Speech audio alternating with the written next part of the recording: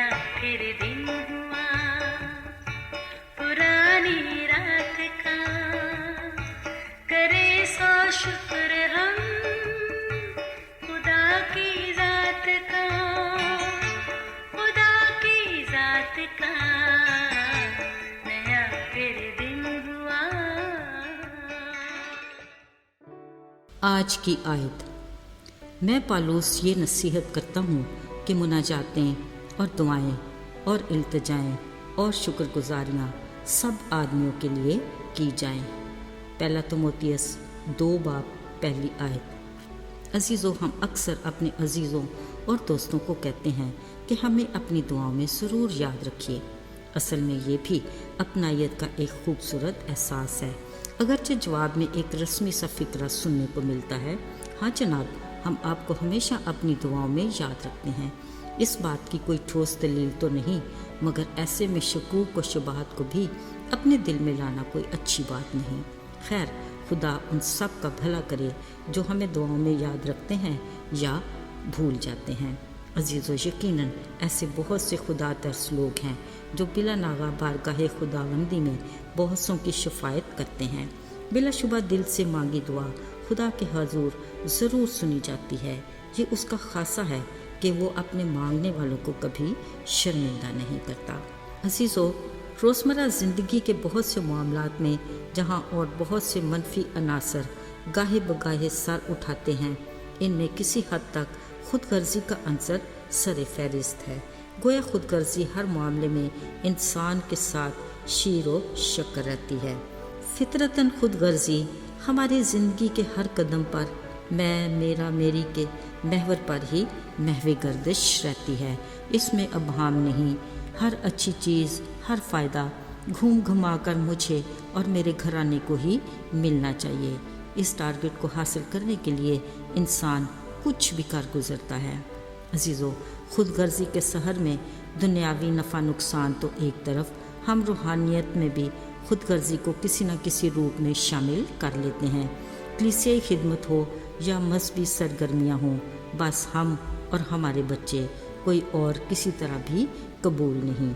अक्सर औक़ात आसमानी खुदा से भी कोई सिफारिश करनी या कुछ मांगना हो तो हमारे लबों पर मैं और मेरे बच्चों के सिवा और किसी का नाम याद ही नहीं रहता। अजीज़ों, शायद दूसरों की नज़र में हमारा ऐसा रवैया किसी लिहाजदारी पर काबिल कबूल तो हो, मगर खुदा की निगाह में ये किसी तौर पर भी कबूल नहीं। आज का दिन खुदा की तरफ से हमारे लिए किसी तोहफे से कम नहीं। लिहाजा शुक्रगुजारी के तौर पर आइए आज का दिन एक नई सोच और इरादे से शुरू करते हैं। मतलब आज के दिन हमें अपनी ज़ात के गेद से खुदगर्जी के शैल को तोड़ना है। ये हमारे हाथ की वो उंगलियां हैं जो हम दूसरों पर इल्ज़ाम तराशी के लिए उठाते रहते हैं। आइए आज उन उंगलियों को दूसरों के लिए बरकत मांगने और शफायत के लिए उठाएं। अजीज़ों, हमारे हाथ का अंगूठा जिसका झुकाव हमारे दिल की तरफ होता है, इनको अपनी दुआओं में याद रखें जो हमारे दिल के करीब होते हैं, यानी हमारे अजीज़ और दोस्त वगैरह।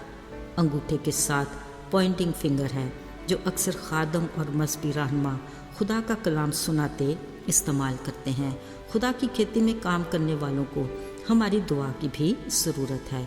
हाथ की दरमियानी उंगली ताकतवर अदारों यानी आला हुकूमतों को जाहिर करती है। मुल्की इंतज़ामात बेहतर तरीके से चलाने के लिए उनके वास्ते खुदा की हिकमत मांगें। अजीज़ों, दरमियानी उंगली से अगली कमज़ोर उंगली है जो खुद से सीधी खड़ी नहीं हो सकती। इस कमज़ोर उंगली को देखकर बीमारों और कमज़ोरों को याद करें जिनको हमारी दुआ की ज़रूरत है। और आखिर में छोटी उंगली जो मैं खुद हूँ। ऐ खुदा, मुझे भी हर पल तेरी ज़रूरत है। अजीज़ों, हाथ की 5 उंगलियों से दुआ की सोच खुदा के किसी दुआ गो बंदे का खूबसूरत ख्याल है जो हर लिहाज से काबिल कबूल है। दूसरे के लिए दुआ के बारे में खुदा के बंदे पालूस रसूल ने बड़ी खूबसूरत बातें कहीं जो आज हमारे लिए भी नसीहत आमूज़ हैं। कहते हैं, मुनाजातें, दुआएं, इल्तिजाएं और शुक्रगुजारियाँ सब आदमियों के लिए की जाएं, बादशाहों और बड़े मर्तबा वालों के लिए, इस वास्ते कि हम कमाल दीनदारी और संजीदगी से امن و آرام کے ساتھ زندگی گزاریں۔ یہ ہمارے منجی خدا کے نزدیک عمدہ اور پسندیدہ ہے۔ ساتھیوں، خدا کی مرضی اور اس کے کلام کی رہنمائی سے ہمیں اپنے دعا کے انداز کو بدلنے کی ضرورت ہے، تاکہ نہ صرف ہم اپنی ذات اور گھرانے کے لیے بلکہ اور بہت سوں کے لیے بھی برکت، خوشی، گواہی اور خدا کے نام کو جلال دینے کا وسیلہ بنے، جو وہ اپنے ایماندار لوگوں سے توقع کرتا ہے۔ آئیے دعا کریں۔ اے آسمانی باپ، اس قیمتی موقع کے لیے ہم تیرے شکر گزار ہیں کہ ہم سب مل کر تیرے حضور آ سکے۔ ہم اپنی کمزوریوں کا اقرار کرتے ہیں اور چاہتے ہیں کہ ہم تیرے ساتھ رفاقت میں جڑے رہیں اور ایمان میں مضبوط بنیں۔ وہ سب جو تیرے حضور اس دعا میں شامل ہیں انہیں برکت دے، یسوع کے مبارک نام میں آمین۔